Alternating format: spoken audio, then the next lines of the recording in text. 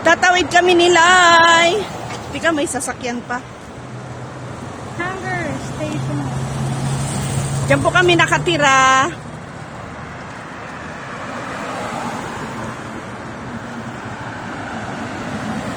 Ayan, lilipat po kami ng kalsada. Stop ka dito sa kabila.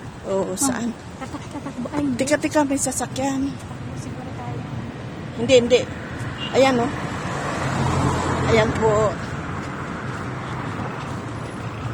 Ganda naman ng kotse niya. Old car yan. Vintage ka.